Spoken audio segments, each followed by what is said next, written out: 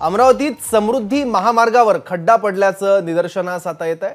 लोहगाव पुलावरील खड्ड्यांमुळे कामाच्या दर्जावरच आता प्रश्नचिन्ह उपस्थित केलं जात आहे। हजारो कोटी रुपये खर्च करून नागपूर मुंबई समृद्धी महामार्ग हा तयार करण्यात आला। 120 किलोमीटर प्रति तासाच्या वेगाने चालणारी वाहनं अशा खड्ड्यातून गेल्यास मोठ्या अपघाताची शक्यता नाकारता येत नाही। हे काय दर्जाचं काम हे झालं हे आपण बघतोय।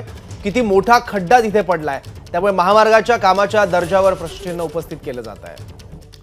आणखी माहिती घेऊयात, प्रणय निर्माण आपले प्रतिनिधी आता आपल्या सोबत आहे। प्रणय, अतिशय नवा कोरा हा सगळा रस्ता आहे आणि इतकं मोठं भगदाड त्याला पडतंय।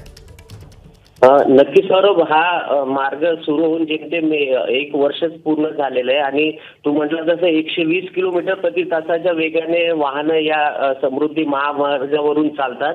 परंतु अचानकपणे हा जो पुलाचा जो रस्ता आहे, त्या पुलावरून त्याचा खड्डा खूप मोठ्या प्रमाणात तो जो स्लॅब आहे तो खाली कोसळला आणि त्याच वेळेस त्या ठिकाणावरून 3 ते 4 शेतकरी आपल्या शेतामध्ये जात असताना त्यांच्या ते लक्षात आले। सुदैवाने त्यांच्या अंगावर तो स्लॅब कोसळला नाही, परंतु अतिशय धक्कादायक घटना आहे आणि इतक्या चांगल्या दर्जाचा रस्ता बांधूनही या रस्त्यावर इतका मोठा खड्डा पडणे म्हणजे त्या कामावरच प्रश्नचिन्ह निर्माण झालेलं आहे।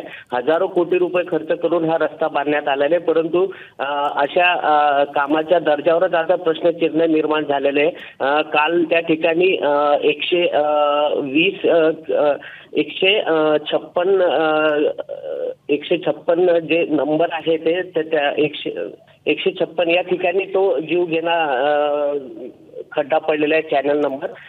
त्या ठिकाणी बॅरिगेट लावून तो काल दिवसभर रस्ता बंद होता। काल सायंकाळच्या सुमारास तो खड्डा विझवण्याचं काम आता समृद्धी महामार्गाच्या प्रशासनाकडून करण्यात येतोय, परंतु सुदैवाने या खड्ड्यामध्ये एकही वाहन गेलं नाही। त्या शेतकऱ्यांनी तातडीने अधिकाऱ्यांना सूचना दिल्या की या ठिकाणी खूप मोठा खड्डा पडलेला आहे आणि त्यानंतर प्रशासन कुठेतरी खडबडून जागी झालं आणि तिथे बॅरिगेट लावून तो रस्ता पूर्ण झाकून ठेवलेला आहे आणि काल सायंकाळच्या सुमारास त्या जो खड्डा आहे तो खड्डा बुजवण्याचं काम सुरू झालेलं आहे। सौरभ, ठीक आहे, धन्यवाद प्रणय या सगळ्या माहितीबद्दल।